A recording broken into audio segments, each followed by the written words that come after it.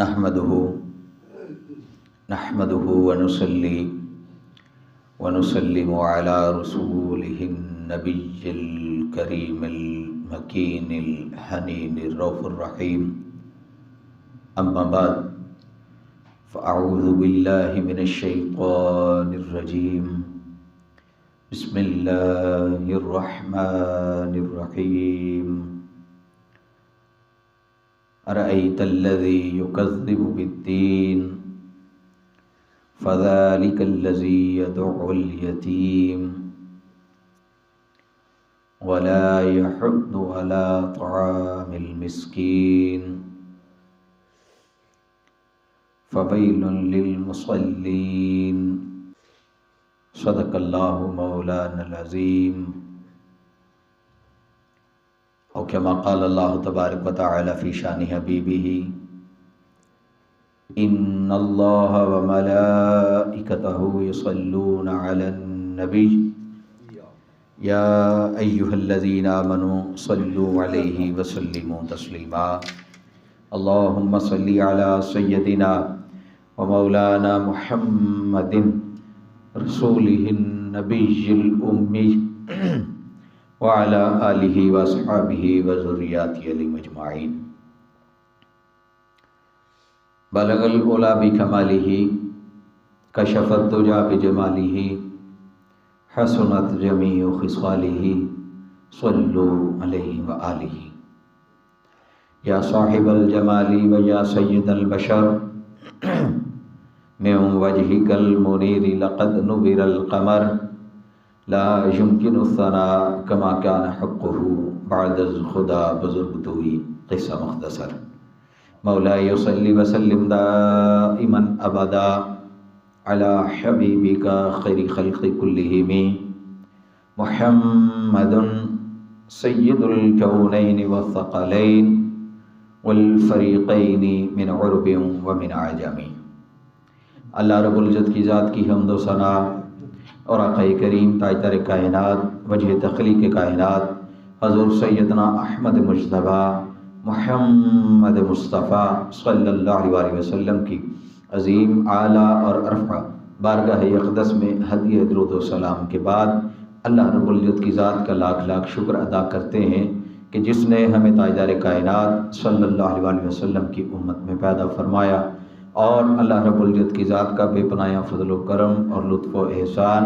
کہ جس نے ہمیں اہل ایمان میں سے بنایا، ہمیں صراط مستقیم پر چلایا اور ہمیں اپنی بارگاہ میں حاضر ہونے کا شرف عطا فرمایا. حاضرین و سامعین گرامی قدر، پچھلے جمعۃ المبارک سے ہمارا ایک موضوع چل رہا ہے اور وہ ہے تکریم انسانیت. پچھلے جمعہ اسی سورہ الماعون پر ہم نے اپنی گفتگو کا اختتام کیا تھا. آج دوبارہ وہیں سے اپنی گفتگو کا آغاز کر رہے ہیں، اور پچھلا خطبہ جمعہ جو تھا وہ چونکہ قرآن مجید فرقان حمید سے تھا، اور آج سیرت نبوی اور احادیث نبوی صلی اللہ علیہ وسلم سے ہم تکریم انسانیت کے موضوع پر گفتگو کر رہے ہیں. حاضرین و سامعین گرامی قدر، اللہ رب العزت کی ذات نے جب انسان کو اپنا خلیفہ بنایا اور اپنا نائب بنا کر زمین پر اتارا، تو پھر انسان مختلف ٹولیوں میں، مختلف قبائل میں، مختلف گروہوں میں بٹ گیا. اور جب وہ مختلف برادریوں میں، ٹولیوں میں، قبائل میں بٹ گئے، ان کے خاندان سے خاندان بنتے گئے، ان کے رنگ بدلتے گئے، ان کی ذات اور نسل بدلتی گئی، علاقے بدلتے گئے. جوں جوں یہ سارے معاملات ہوئے تو انسان نے یہ سمجھا کہ وہ دوسرا جو قبیلہ ہے یا دوسری جو ذات ہے یا دوسری جو برادری ہے وہ کمتر ہے اور میں اس سے بہتر ہوں. اب جب انسان کے ذہن میں اس خیال نے جنم لیا اور پھر اس خیال کو پانی دیتے دیتے انسان ظلم و ستم کی تمام حدوں کو پار کرنے لگا اور ایک انتہا کو پہنچا، تو پھر اللہ رب العزت کی ذات نے ہمارے آقا و مولا کریم آقا صلی اللہ علیہ وسلم، تاجدار کائنات صلی اللہ علیہ وسلم کو مبعوث فرمایا۔ تو آقا کریم صلی اللہ علیہ وسلم نے جس طرح انسان مختلف ٹولیوں میں بٹ رہا تھا، مختلف گروہوں میں بٹ رہا تھا، اور پھر وہ ایک دوسرے پر ظلم بھی کر رہے تھے، پھر اپنے آپ کو بہتر اور اگلے کو کمتر بھی سمجھ رہے تھے، پھر وہ رنگ کی بنیاد پر بھی اگلے کو کمتر جان رہے تھے، پھر کوئی کہتا تھا کہ میں عربی ہوں، عجمی کمتر ہے، میں افضل ہوں، میں بہتر ہوں، پھر کوئی گورا آتا وہ کہتا یہ جو سیاہ ہے میں اس سے بہتر ہوں، یہ مجھ سے کمتر ہے، پھر کوئی آتا اور کہتا کہ میرا فلاں قبیلہ ہے، یہ فلاں قبیلے سے ہے، میرا قبیلہ بہتر ہے، اس کا قبیلہ ٹھیک نہیں ہے، وہ کمتر ہے۔ تو آقا علیہ الصلوۃ والسلام کی جب بعثت ہوتی ہے اور انسان کی اس کمال کی جہالت کو دیکھتے ہیں اور انسانیت کے اس بٹوارے کو آقا علیہ الصلوۃ والسلام دیکھتے ہیں، تو پھر آقا علیہ الصلوۃ والسلام بھی اسی تکریم انسانیت کے لیے سب سے بڑا عظیم الشان تاریخی قدم اٹھاتے ہیں۔ اور آقا علیہ الصلوۃ والسلام جب اس نیریٹو کو ختم کرنا چاہ رہے ہیں، اس بیانیے کو ختم کرنا چاہ رہے ہیں اور جہالت کی رسوم اور رواج کو ختم کرنا چاہ رہے ہیں، تو آقا علیہ الصلوۃ والسلام ایک بہت بڑا اعلان فرماتے ہیں اور بہت بڑے مجمع میں کھلو کے آقا علیہ الصلوۃ والسلام مجمع عام میں کھڑے ہو کے آقا علیہ الصلوۃ والسلام یہ اعلان فرما رہے ہیں، اور اس مجمع میں آقا علیہ السلام تشریف فرما ہیں کہ جہاں عرب بھی موجود ہیں، عجم والے بھی موجود ہیں، جہاں سیاہ بھی ہیں، سفید بھی ہیں، جہاں گورے بھی ہیں، حبشی بھی ہیں، سارے قبائل بھی وہاں موجود ہیں، ہر رنگ، ہر نسل، ہر ذات اور ہر علاقے کا لوگ انسان وہاں موجود ہے۔ اور آقا علیہ السلام اس مجمع عام میں کھڑے ہو کے آقا علیہ الصلوۃ والسلام فرماتے ہیں، لوگو اے ابن آدم سن لو، تمہارا خدا ایک ہے اور تمہارا باپ یعنی آدم علیہ السلام بھی ایک ہے، جان لو آج کے بعد کوئی عربی کسی اجمی پر اور کوئی اجمی کسی عربی پر فوقیت نہیں رکھتا، آج کے بعد سرخ کو کالے پر اور کالے کو سرخ پر کوئی فوقیت نہیں ہے، کوئی فضیلت نہیں ہے۔ یہ حجۃ الوداع کا خطبہ تھا آقا علیہ الصلوۃ والسلام کا۔ فرمایا ان اللہ قد حرم بینکم دماءکم واموالکم واعراضکم کحرمت یومکم ھذا، لوگو اللہ رب العزت کی ذات نے تمہاری عزتوں کو، تمہارے اموال کو، تمہاری جانوں کو اسی طرح حرام کر دیا ہے جس طرح اس شہر مکہ کی حرمت اللہ کی ذات نے نازل کی ہے۔ کوئی شخص کسی کی جان نہیں لے سکتا، کسی کا مال نہیں ہتھیا سکتا، کوئی شخص کسی کی عزت کے ساتھ نہیں کھیل سکتا، ہر شخص کی عزت پر حرف نہیں لا سکتا، کوئی بھی شخص، ہر کسی کی عزت محفوظ ہے اور اس کی اتنی ہی حرمت ہے، اس کی جان کی، اس کے مال کی، اس کی عزت کی، آبرو کی اور اس کی ذات کی، رنگ کی، نسل کی، ہر چیز کی اتنی ہی عزت ہے، تکریم ہے، حرمت ہے جتنی بیت اللہ شریف کی ہے، جتنی اللہ کے گھر کی ہے، کعبۃ اللہ کی ہے۔ آقا علیہ السلام نے فرمایا فی شہرکم ھذا، جس طرح اس شہر کو اللہ رب العزت کی ذات نے اس مہینہ کو فضیلت دی ہے اور اس کی بھی ایک حرمت ہے، فی بلدکم ھذا ابلغتم، اور جس طرح اس مقام کو، اس دن کو اللہ رب العزت کی ذات نے حرمت عطا کی ہے، یعنی یوم عرفہ کو، سن لو، اسی طرح سارے انسان کے جان کی، مال کی، عزت کی، آبرو کی بھی حرمت ہے۔ پھر آقا علیہ السلام نے فرمایا، لوگو ابلغتم، کیا میں نے تمہیں تبلیغ کر دی؟ تمام صحابہ کرام ورز گزار ہوئے، قالوا بلغ رسول اللہ صلی اللہ علیہ وسلم، یا رسول اللہ صلی اللہ علیہ وسلم، بے شک آپ نے تبلیغ فرما دی اور آپ نے حق پیغام ہم تک پہنچا دیا۔ پھر آقا علیہ السلام نے فرمایا، لیبلغ الشاہد الغائب، لوگو جس نے مجھ سے اس تبلیغ کو سن لیا ہے، جس نے مجھ سے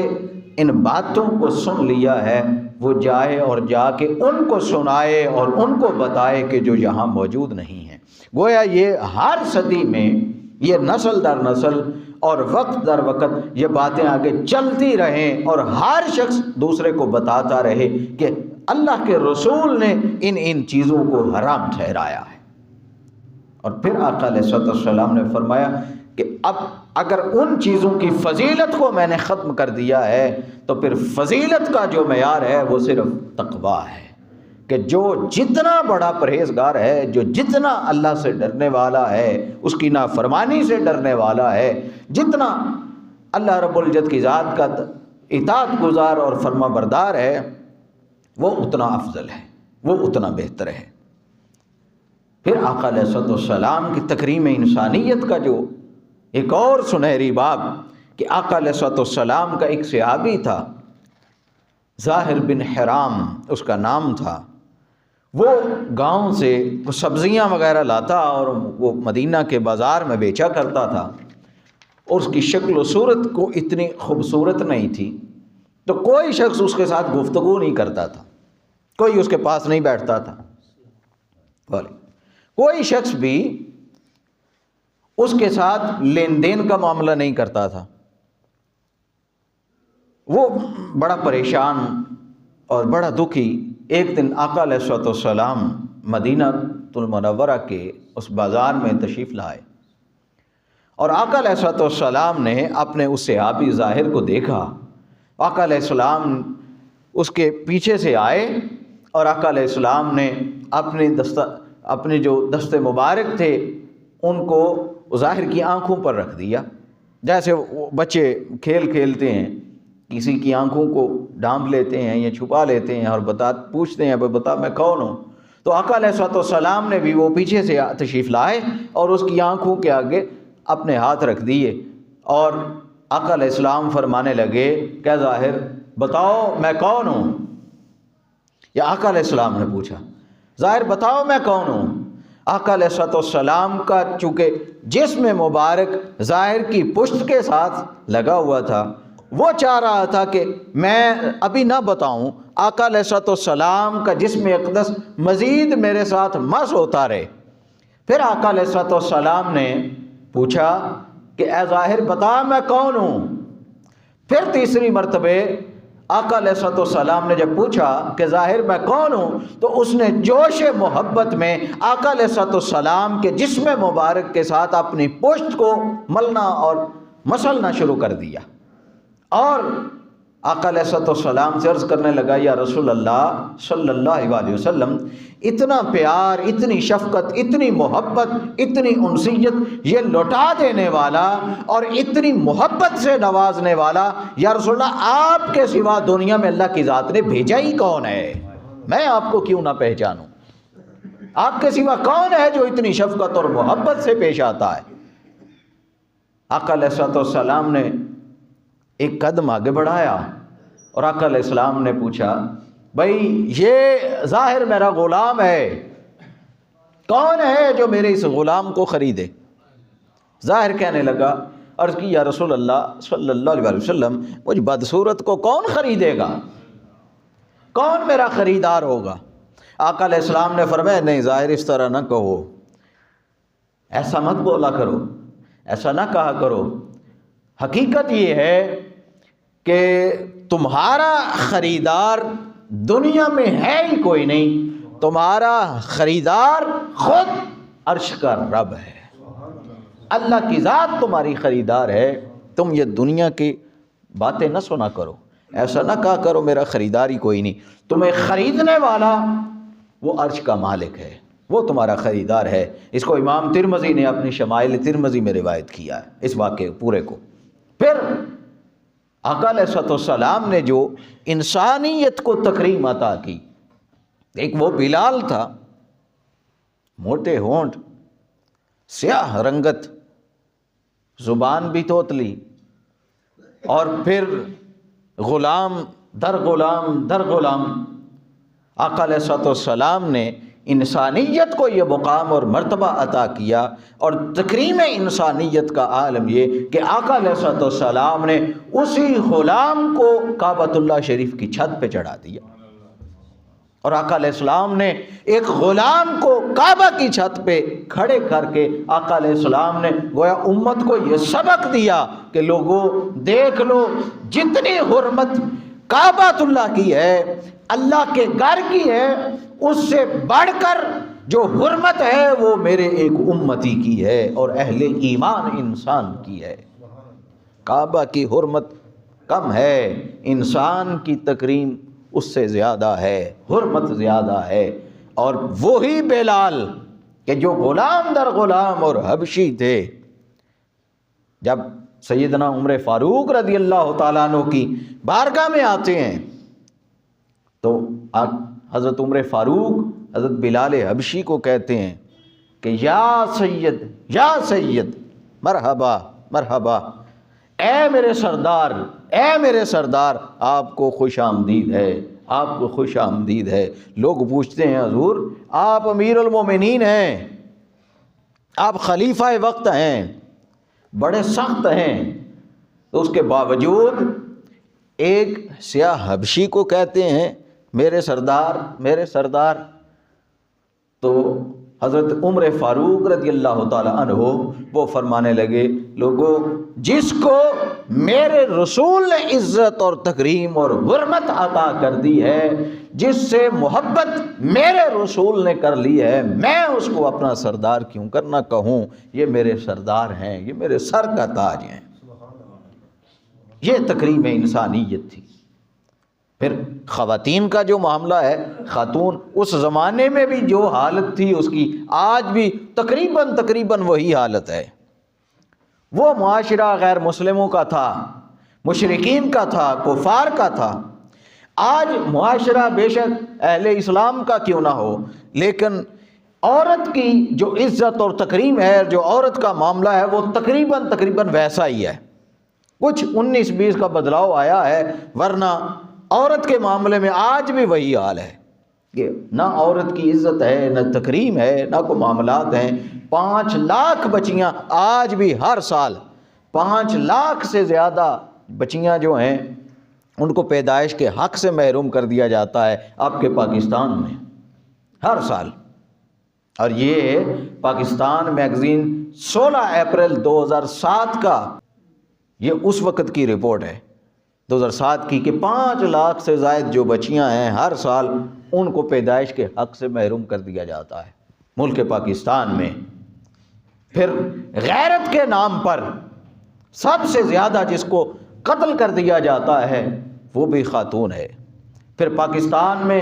ہزاروں اور لاکھوں خواتین ایسی ہیں جن کو مختلف ہیلے اور بہانوں سے قتل کیا جاتا ہے۔ پھر یورپ اور امریکہ جیسے وہ ترقی یافتہ ممالک ہر منٹ میں کوئی نہ کوئی عورت جو ہے یا تو ذبح ہو رہی ہے یا اس پر تشدد ہو رہا ہے۔ تو یہ آج کا معاشرہ ہے، لیکن ہمارے آقا کریم آقا صلی اللہ علیہ وسلم انہوں نے عورت کو بڑا عزت اور احترام دیا، اور آقا علیہ السلام نے حسن معاشرت کے لیے ایمان کا معیار عورت کو ٹھہرایا۔ آقا علیہ الصلوۃ والسلام نے فرمایا خیرکم لأہلہ، تم میں سے بہترین شخص صرف وہ ہے کہ جو اپنے اہل و عیال کے لیے بہتر ہے، جو اپنے گھر والوں کے لیے بہتر ہے، وہ سب سے بہتر ہے۔ وَأَنَا خَيْرُكُمْ لِأَهْلِي، اور جان لو تم سب سے زیادہ میں اپنے گھر والوں کے لیے بہتر ہوں، میں سب سے زیادہ بہتر ہوں اپنے گھر والوں کے لیے۔ پھر آقا علیہ الصلوۃ والسلام نے وہی خاتون، آقا علیہ السلام نے فرمایا الجنۃ تحت اقدام الامہات، لوگو یہ جو خاتون ہے جس کو زندہ درگور کرتے ہو، جس کو غیرت کے نام پر قتل کرتے ہو، جس کی پیدائش کو روک دیتے ہو، اسقاط کر دیتے ہو، لوگو جب یہ ماں کے رتبے پر پہنچے گی تو اللہ رب العزت کی ذات اس کے قدموں کے تلے جنت کو رکھ دے گی۔ آقا علیہ السلام نے خاتون کو یہ عزت دی۔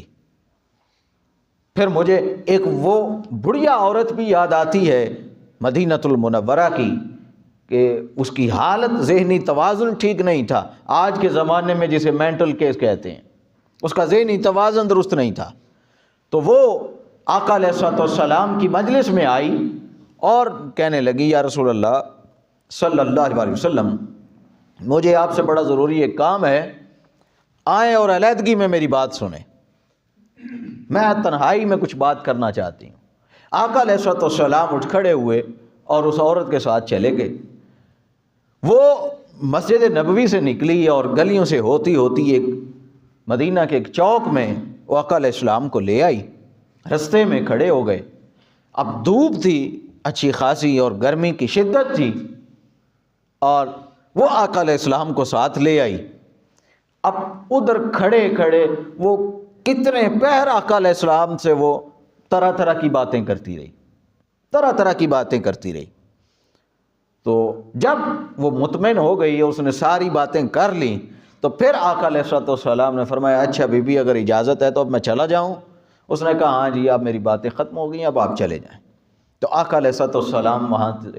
واپس تشریف لائے مسجد نبوی میں۔ صحابہ کرام عرض کرنے لگے یا رسول اللہ صلی اللہ علیہ وسلم، آپ کو وہی معلوم ہے، آپ جانتے ہیں کہ اس کا ذہنی توازن ٹھیک نہیں ہے، وہ تو خواہ مخواہ لوگوں کو باتوں میں لگاتی ہے اور بس اس کو پیروں گھنٹوں کھڑا رکھتی ہے۔ تو یا رسول اللہ آپ کو دوپہر میں اور اتنی شدید گرمی اور دھوپ میں بغیر کسی وجہ کے اتنی دیر اس نے کھڑے رکھا، تو یا رسول اللہ آپ کیوں اتنی تکلیف میں مبتلا ہوئے، کیوں آپ نے اتنی پریشانی اور تکلیف اٹھائی، کیوں اس کی باتیں سنتے رہے؟ تو آقا علیہ الصلوۃ والسلام نے فرمایا لوگو میں اللہ کی ذات کا بھیجا ہوا وہ رسول ہوں کہ ہر شخص مجھے آ کے اپنا دکھڑا سنا سکتا ہے، اگر میں آج اس کی بات نہ سنتا تو میرے سوا کون ہے پورے مدینہ میں جو اس خاتون کی بات سنتا ہے؟ میرے سوا کون ہے جو اس خاتون کی بات سنتا؟ وہ پاگل خاتون جس کا ذہنی توازن بھی درست نہیں ہے، آقا علیہ السلام جانتے بھی ہیں کہ اس کا ذہنی توازن درست نہیں ہے، پھر بھی آقا علیہ السلام کئی گھنٹے ادھر دھوپ اور گرمی میں کھڑے رہتے ہیں، اور آقا علیہ السلام جب تک وہ مطمئن نہیں ہوتی واپس تشریف نہیں لاتے۔ اور ظرف یہ ہے، کمال ظرف یہ ہے کہ آقا علیہ السلام پھر بھی یہی فرماتے ہیں کہ بھائی اگر ان کی باتیں میں نہ سنوں تو پھر میرے سوا کون ہے جو ان کی باتوں کو سنے، کون برداشت کرے؟ یہ آقا علیہ السلام نے مقام اور مرتبہ دیا۔ یہ قاضی ایاز المالکی نے اپنی کتاب الشفاء میں اس واقعے کو لکھا ہے۔ پھر عدی بن حاتم، یہ قبیلہ طے کا جو رئیس تھا، حاتم طائی، اس کا بیٹا تھا، یہ حاتم طائی کا بیٹا عدی بن حاتم۔ اب اس کی بہن جو تھی اس نے فتح مکہ میں اسلام قبول کر لیا۔ پھر اس نے عدی سے کہا کہ بھائی میں نے تو اسلام قبول کر لیا ہے، اب آپ بھی جائیں اور آقا علیہ السلام کی بارگاہ میں حاضر ہوں، اگر آپ کو لگے کہ یہ اللہ کے سچے رسول ہیں تو پھر آپ ان کا کلمہ پڑھ لیں، اگر نہ لگے تو بے شک نہ پڑھنا۔ وہ آقا علیہ السلام کی بارگاہ میں چلے آئے عدی بن حاتم، جب وہ آقا علیہ السلام کی بارگاہ میں آئے تو صحابہ کرام جو آقا علیہ السلام کی عزت اور تکریم اور والہانہ ایک محبت اور جذبات تھے، وہ عقیدت تھی، وہ آقا علیہ السلام کے ساتھ دیکھ کے تو وہ حیران رہ گیا کہ یہ پیغمبر ہیں یا یہ بادشاہ ہیں۔ اتنی تعظیم اور توقیر تو کوئی بادشاہوں کی نہیں کرتا جتنی یہ صحابہ کرام آقا علیہ السلام کی کر رہے ہیں۔ اتنی دیر میں آقا علیہ السلام نے فرمایا عدی چلو آؤ گھر کی طرف چلتے ہیں، تمہاری مہمان نوازی کرتے ہیں۔ آقا علیہ السلام ان کو لے کے تو اپنے گھر کی طرف چلے۔ اب معاملہ دیکھیں کہ جب گھر کی طرف لے کے چل رہے ہیں تو پھر ایک خاتون آتی ہے اور وہ آقا علیہ السلام کو روک لیتی ہے۔ اب آج کا ہمارا جو معاشرہ ہے وہ یہ کہ آج کسی ڈی سی نے اور کسی ڈی پی او نے یا کسی اسسٹنٹ کمشنر نے، کسی کمشنر نے کہیں جانا ہو تو گھنٹہ پہلے وہاں روٹ لگا دیا جاتا ہے۔ ہٹو بچوں کی صدائیں ہوتی ہیں، نہ ایمبولینس کے لیے رستہ ہوتا ہے، نہ کسی ضروری کام کے جانے کے لیے کوئی رستہ ہوتا ہے، سارے راستے بلاک کر کیا ہے جی ریاستی پروٹوکول ہے۔ وہ وزیر اعلیٰ اور وزیر اعظم یا صدر وہ تو دور کی بات ہے نا، یہ چھوٹے چھوٹے جو اسسٹنٹ کمشنر ہو گئے، کمشنر ہو گئے، D P O D C او ہو گئے، یہ لوگ جب کہیں سفر کرتے ہیں تو اسی وقت جناب ریاستی پروٹوکول لگا دیا جاتا ہے۔ تو آقا علیہ السلام جب سفر فرماتے ہیں تو آقا علیہ السلام کے ساتھ ایسا معاملہ کبھی نہیں ہوتا۔ آقا علیہ السلام کے ساتھ یہ معاملہ نہیں ہے کہ آقا علیہ السلام سفر فرمائے اور آقا علیہ السلام کا کوئی پروٹوکول ہو۔ آقا علیہ السلام کے نزدیک نہ کسی کو آنے دیا جائے، یا کوئی ٹریفک کو بند کر دیا جائے، یا گلیوں کو بند کر دیا جائے کہ یہاں سے آقا علیہ السلام یا خلیفہ یا امیر المومنین فلاں نے گزرنا ہے لہٰذا یہ بند ہے، ایسا نہیں ہوتا۔ تو جب آقا علیہ السلام گزر رہے تھے تو ایک خاتون آئی اور اس نے آقا علیہ السلام کو روک لیا۔ جب وہ روک لیا تو وہ ادھر ہی کھڑے کھڑے آقا علیہ السلام سے گفتگو کرنے لگی۔ اس نے ساری جتنی حاجات تھی، ضروریات تھیں، جو پریشانیاں تھیں، دکھ تھے، مصائب تھے، جو کچھ اس کے ساتھ تھا وہ سارا اس نے سنا دیا، اور وہ سارا سنا کہ آقا علیہ السلام کو وہ خاموش ہو گئی۔ آقا علیہ السلام نے اس کے لیے دعا فرمائی اور آقا علیہ السلام نے اس کو تسلی اور حوصلہ دیا۔ اب عدی بن حاتم جو ساتھ تھا وہ یہ دیکھ کے حیران رہ گیا کہ ہمارے جو بادشاہ ہیں روم کے، وہاں کسی کی جرت نہیں ہے، کوئی پرندہ پر نہیں مار سکتا، یہ کیسے شخص ہیں کہ میرے ساتھ گلی سے گزر رہے ہیں، انجان ایک شخص نے، ایک عورت نے آواز دی، یہ رک گئے اور پھر پیروں اس نے کھڑا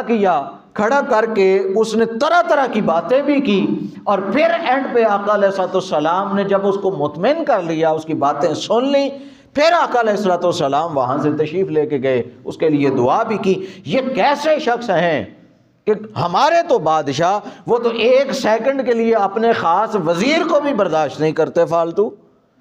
ایک منٹ کے لیے اپنے وزیر کو بھی فالتو برداشت نہیں کرتے، اس کو بولنے کا موقع نہیں دیتے۔ تو یہاں وہ اتنی دیر کھڑی رہی۔ جب آقا علیہ السلام کا یہ معاملہ اس نے دیکھا تو اس نے وہ سارا آقا علیہ السلام سے عرض کر دیا، یا رسول اللہ ہمارے جو رومی بادشاہ ہیں وہ تو اس طرح نہیں کرتے۔ آقا علیہ السلام نے فرمایا بھائی ہمارا معاملہ اسی طرح ہے، ہم ہر کسی طرح سنتے ہیں، ہر کسی سے اسی طرح پوچھتے ہیں، اسی طرح ملتے جلتے ہیں۔ جب آقا علیہ السلام کی یہ عاجزی، انکساری، یہ تواضع اور آقا علیہ السلام کا یہ عدل اور انصاف کا معاملہ دیکھا تو اسی وقت اپنے گلے سے سلیب اتاری اور آقا علیہ السلام کے دست مبارک پر کلمہ پڑھ کے مسلمان ہو گئے۔ یہ آقا علیہ السلام کی تکریم انسانیت تھی، یہ انسانیت کی تکریم تھی۔ پھر انسان کی سب سے مقدس جگہ وہ اس کا معبد ہوا کرتا ہے، جہاں وہ عبادت کرتا ہے۔ عیسائی ہیں ان کا چرچ ہے، ہم مسلم ہیں ہماری مسجد ہے، ہندو ہیں ان کا بت خانہ ہے، ٹیمپل ہے، اسی طرح سکھ ہیں ان کا اپنا ہے، بدھ مت ہیں ان کا اپنا ہے۔ تو کسی بھی انسان کے لیے سب سے مقدس جو جگہ ہوتی ہے وہ اس کا معبد ہوتا ہے، جہاں وہ عبادت کرتا ہے۔ اب اہل اسلام کی جو مقدس ترین جگہ ہے مسجد نبوی، آقا علیہ السلام نے حرمت انسانی کو مکمل کرنے کے لیے اور حرمت انسانی کا سبق دینے کے لیے آقا علیہ الصلوۃ والسلام نے اس مسجد نبوی میں صحابہ کرام کے سامنے ایک لشکر کو ٹھہرایا، اور آقا علیہ السلام نے فرمایا تم اپنی عبادت بھی کر سکتے ہو، تم جو چاہو یہاں اپنے معاملات کرو، اور کرسچن عیسائیوں کا لشکر آقا علیہ السلام نے مسجد میں ٹھہرایا۔ جب اذان ہوتی، نماز کا وقت ہوتا، صحابہ کرام اذان دیتے، اپنی نماز ادا کرتے، جب ان کا عبادت کا وقت ہوتا اسی مسجد نبوی میں وہ کرسچن جو کمیونٹی تھی، وہ عیسائی، وہ اسی مسجد نبوی میں اپنی عبادت کو سر انجام دیتے، وہ اپنی عبادت کرتے۔ اسی مقدس جگہ میں ایک شخص آیا، ایک عرابی آیا، اب اس نے کھانا کو اس طرح کا کھا لیا تھا، یا شاید اس کی طبیعت ٹھیک نہیں تھی، اس کو حاجت ہوئی، تو وہ آقا علیہ السلام کی بارگاہ سے اٹھ کے دروازے کی طرف بھاگا کہ میں جلدی مسجد سے باہر چلا جاؤں اور حاجت پوری کراؤں۔ تو وہ جب دوڑ لگا کے مسجد سے باہر جانے لگا تو مسجد جانے تک وہاں اس کا پخانہ خارج ہو گیا، اس کا پیشاب نکل گیا، باہر نہیں نکلا گیا۔ اب صحابہ کرام وہ اس کی طرف دوڑے، اس کو دیکھیں، پکڑیں اس کو کہ یہ مسجد میں اس نے کیا کیا۔ آقا علیہ السلام نے فرمایا خبردار، کوئی شخص اس کو ہاتھ نہ لگائے، کوئی اسے لان تان نہ کرے، کوئی اسے ڈانٹے نہ، جاؤ پانی لاؤ اور پانی لا کے اس جگہ پر بہا دو اور اس جگہ کو دھو دو، یہ جگہ پاک ہے۔ یہ آقا علیہ السلام نے انسانیت کی تکریم سکھائی ہے۔ آج ہماری مسجد میں کوئی غیر مسلم تو درکنار، کوئی غیر مسلک آ جائے، اہل تشیع کی مسجد میں اہل سنت چلا جائے، اہل سنت کی مسجد میں جناب اہل حدیث چلا جائے، وہاں ایک طوفان کھڑا ہو جاتا ہے، وہ کہا جاتا ہے ہماری مسجد اس نے پلید کر دی، ہماری مسجد ناپاک ہو گئی کہ یہ فلاں ہماری مسجد میں آ گیا۔ دیوبندی وہابی کی مسجد میں نہیں جا سکتا، وہابی دیوبندی کی مسجد میں نہیں جا سکتا، بریلوی کو ویسے ہی کوئی نہیں داخل ہونے دیتا۔ یہ ہمارے حالات ہیں، اور ادھر آقا علیہ السلام کی تعلیمات ہیں کہ آقا علیہ السلام نے عیسائیوں کے لشکر کو ٹھہرایا، اور پھر آقا علیہ السلام نے مشرکین جو تھے ان کو قیام کے لیے مسجد میں جگہ دی۔ مشرکین کو صحابہ نے عرض کی یا رسول اللہ صلی اللہ علیہ وسلم، اللہ رب العزت کی ذات نے قرآن میں مشرکین کو نجس کہا ہے کہ یہ پلید ہیں، ناپاک ہیں، تو یا رسول اللہ آپ نے ان ناپاک لوگوں کو مسجد میں جگہ دے دی؟ آقا علیہ السلام نے فرمایا بھئی جو ناپاکی ہے وہ تو ان کے دلوں میں ہے کہ وہ اللہ اور اللہ کے رسول پر ایمان نہیں لاتے، جو ناپاکی ہے وہ ان کے عقائد کی ہے، گندگی اور ناپاکی ان کے دلوں میں ہے۔ انسان تو اللہ کی ذات نے پاک پیدا کیا ہے، میں نے انسان کی عزت اور تکریم کی ہے، میں نے اس کے عقائد کو نہیں دیکھا، میں نے اس کے عقیدے کو نہیں دیکھا کہ اس کا عقیدہ کیا ہے۔ پھر اسی طرح آقا علیہ السلام نے ایک جنازہ گزر رہا ہے، آقا علیہ السلام نے جنازہ دیکھا اور فوراً کھڑے ہو گئے۔ صحابہ نے عرض کی یا رسول اللہ یہ تو ایک یہودی کا جنازہ ہے۔ آقا علیہ السلام نے فرمایا بے شک یہودی کا جنازہ ہے، وہ انسان تو تھا کہ نہیں؟ وہ انسان تو تھا نا، بے شک یہودی ہے۔ آقا علیہ السلام جنازے کی تکریم اور عزت کے لیے، حرمت کے لیے کھڑے ہو گئے۔ پھر اسی طرح حضرت سہل بن حنیف اور قیس بن سعد، وہ قادسیہ کے شہر میں تھے، تو ان کے قریب سے ایک غیر مسلم کا جنازہ گزرا، وہ بھی کھڑے ہو گئے۔ کسی نے یاد دلایا اور بتایا کہ یہ غیر مسلم کا جنازہ ہے۔ انہوں نے کہا کہ ہمیں آقا علیہ السلام کی تعلیمات یاد ہیں کہ آقا علیہ السلام کے سامنے جب جنازہ گزرا آقا علیہ السلام بھی تقریم میں کھڑے ہو گئے، ہم بھی آقا علیہ السلام کی سنت پر عمل کرتے ہوئے غیر مسلم جنازے کی عزت اور تکریم کے لیے کھڑے ہو گئے۔ بے شک وہ غیر مسلم تھا لیکن سب سے اول انسانیت ہے، وہ انسان تھا، ہم انسان کی عزت اور تکریم کرتے ہیں۔ پھر اسی طرح آقا علیہ الصحابہ بتاتے ہیں آقا علیہ السلام کا یہ معمول تھا کہ کسی بھی غزوہ میں، کسی بھی جنگ میں کوئی لاش ایسی نہیں تھی، خواہ وہ مسلم کی ہو یا غیر مسلم کی، کہ جس کو ایسے ہی چھوڑ دیا ہو، دفن نہ کیا ہو۔ آقا علیہ السلام ہر لاش کو دفن فرمایا کرتے، اور کسی لاش کو دفن کرنے سے پہلے یہ نہ پوچھتے کہ یہ لاش مسلمان کی ہے یا کافر کی ہے۔ آقا علیہ السلام ہر کسی کے ساتھ یکساں سلوک کرتے، ہر میت کے ساتھ۔ پھر آقا علیہ السلام آپ نے اپنی پیاری زوجہ سیدنا خدیجۃ الکبریٰ رضی اللہ تعالی عنہا، جب ان کا وصال ہوتا ہے، ان کو جہاں دفن کرتے ہیں، مکہ کے جس قبرستان میں حضرت خدیجہ کو دفن کیا جاتا ہے، وہ محدثین بتاتے ہیں کہ وہ قبرستان تھا جہاں مشرکین اپنی بچیوں کو بھی زندہ دفن کیا کرتے تھے اور مشرکین اپنے مردوں کو دفن کیا کرتے۔ آقا علیہ السلام حضرت خدیجہ کو وہاں دفن فرمایا، اور آقا علیہ السلام نے یہ بھی بتایا کہ بھائی زمین ساری اللہ کی ہے، کوئی کسی زمین کا بھی مالک نہیں ہے، کوئی یہ نہ کہے کہ اس انسان کو یہاں دفن کرنا ہے، اس کو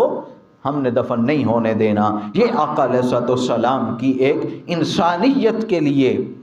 آقا علیہ السلام کا ایک سبق ہے، آقا علیہ السلام کے معاملات ہیں۔ اسی طرح غزوہ احد ہوتا ہے، غزوہ احد میں آقا علیہ السلام کے پیارے چچا حضرت حمزہ ہیں، ان کے ناک کو، ان کے کانوں کو، ان کے جسم کے اعضاء کو کاٹ لیا جاتا ہے، اعضاء کاٹ لیے جاتے ہیں، ان کا کلیجہ نکال کے وہ چبا لیا جاتا ہے، ان کے جگر کو چبایا جاتا ہے، اور ان کے ناک اور کان کو ہار بنایا جاتا ہے، گلے میں ڈالا جاتا ہے۔ آقا علیہ السلام اس سب کو برداشت کرتے ہیں۔ پھر اگلی جنگ میں کفار کا ایک سردار مارا جاتا ہے، میدان جنگ میں ان کو ڈر ہوتا ہے کہ کہیں ایسا نہ ہو کہ جس طرح ہم نے آقا علیہ السلام کے چچا کے ساتھ یہ سلوک کیا، اب ہمارا جو سردار مارا گیا ہے اس کے ساتھ بھی یہ سلوک کیا جائے، کہیں ایسا نہ ہو اس کے بھی ناک کان کو کاٹا جائے اور اس کے جگر کو نکالا جائے، تو ہمارے مردے کی بے حرمتی نہ ہو۔ انہوں نے 10,000 درہم کی آقا علیہ السلام کو پیشکش کی کہ آپ 10,000 درہم لے لیں اور ہماری میت، ہمارا سردار جو ہے وہ ہمیں مردہ واپس دے دیں۔ آقا علیہ السلام نے فرمایا یہ تمہارے سردار کی لاش پڑی ہے، جاؤ اور اٹھا کے لے جاؤ، جان لو دین اسلام میں محمد مصطفیٰ کسی کافر کی لاش کو بھی نہیں بیچا کرتا۔ ہم ایسے نہیں ہیں کہ ہم لاشوں کو بیچا کریں، لاشوں کا سودا کریں، ہم نہیں سودا کرتے۔ تو یہ آقا علیہ السلام کا ایک معمول تھا، آقا علیہ السلام کا سبق تھا۔ لوگوں، یہ آقا علیہ السلام کی تعلیمات تھیں تکریم انسانیت کے لیے۔ آج ہمارا معاملہ یہ ہے کہ آج ذرا سی تھوڑی سی باتیں ہوتی ہیں، ہماری انائیں ختم نہیں ہوتی، ہمارے تکبر ختم نہیں ہوتے، ہمارے غرور ختم نہیں ہوتے، ہم اپنی انا کی تسکین کے لیے کسی کو نیچا دکھانے میں لگے رہتے ہیں۔ ہمارے پڑوس میں کون بھوکا ہے، کون پیاسا ہے، ہمیں کوئی پرواہ نہیں ہوتی۔ آج ایک زمانہ تھا، آپ بزرگ بیٹھے ہیں، آپ اچھی طرح جانتے ہیں، ایک زمانہ تھا کہ گاؤں کے ایک بہت دور کے کسی گھر میں ایک فوتگی ہو جاتی، پورے گاؤں میں 8 دن کوئی ٹی وی نہیں چلتا تھا۔ لوگ کہتے تھے کہ بھائی فلاں گھر فوتگی ہو گئی ہے، مناسب نہیں ہے۔ آج ساتھ والے گھر میں ابھی میت پڑی ہوتی ہے، ابھی تدفین بھی نہیں ہوتی، میت ابھی گھر میں پڑی ہوتی ہے، اور ادھر ساری خوشیاں بھی چل رہی ہیں، سارے معاملات بھی چل رہے ہیں۔ کیا یہ تکریم انسانیت ہے؟ پھر آج ہمارا معاملہ یہ ہے کہ ذرا سی کوئی بات کر دے، ہم سے وہ بات برداشت نہیں ہوتی۔ اسلام تو ہمیں صبر اور برداشت کا حکم دیتا ہے۔ لوگ کہتے ہیں مجھ سے غلط بات برداشت نہیں ہوتی، میں غلط بات کو برداشت نہیں کرتا۔ او بھائی صحیح بات تو ہر کوئی برداشت کرتا ہے، برداشت کرنے والی ہی غلط ہوتی ہے۔ جو غلط نہ ہو اس کا برداشت کرنے کا مقصد ہی کوئی نہیں، برداشت کی وہی جاتی ہے جو غلط ہوتی ہے، صحیح تو ہر کوئی سنتا ہے۔ تو بھائی اپنے آپ کو وہاں پر لے کے جائیں کہ جہاں غلط کو برداشت کریں، صحیح کو تو سارے برداشت کرتے ہیں، سارے ہی سنتے ہیں۔ جہاں آپ دیکھیں کہ کوئی انسان آپ کے مقابل آ رہا ہے، ایک قدم پیچھے ہٹ جائیں۔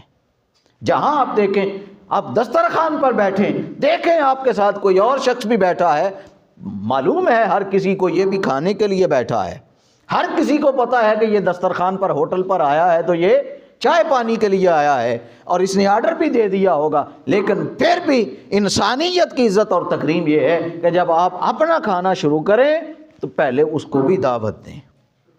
پہلے اس کو بھی دعوت دیں، نیک عمل کرنے لگیں پہلے انسان کسی کو دعوت دیں، بھلائی اور اچھائی کرنے لگیں، زکوٰۃ اور صدقہ دینے لگیں، فطرانہ دینے لگیں، اپنے اعزہ و اقربا کو دیکھیں، اپنے دائیں بائیں اپنے اہل محلہ کو دیکھیں۔ یہ تکریم انسانیت ہے۔ ہر معاملے میں، ہر کام میں انسانیت کو فوقیت دیں۔ یہ نہ سمجھیں کہ یہ کرسچن ہے، یہ ہندو ہے، یہ عیسائی ہے، یہ فلاں ہے، یہ فلاں ہے، اس کو ہم نے یہاں نہیں بٹھانا یا اس برتن میں نہیں دینا۔ ہر کسی کے ساتھ ایک مساوی سلوک کریں، تبھی ایک بہترین معاشرہ وہ پائے تکمیل تک پہنچ سکتا ہے، اور یہی آقا علیہ الصلوۃ والسلام کی تعلیمات ہیں، یہی اسلام کی تعلیمات ہیں۔ اللہ رب العزت کی ذات ہمیں انسان کی عزت اور تکریم کرنے والا بنائے، اور آقا علیہ الصلوۃ والسلام کے اسوہ پر کما حقہ عمل کرنے والا بنائے، اور اللہ رب العزت کی ذات ہر دم ہمارا حامی و ناصر رہے۔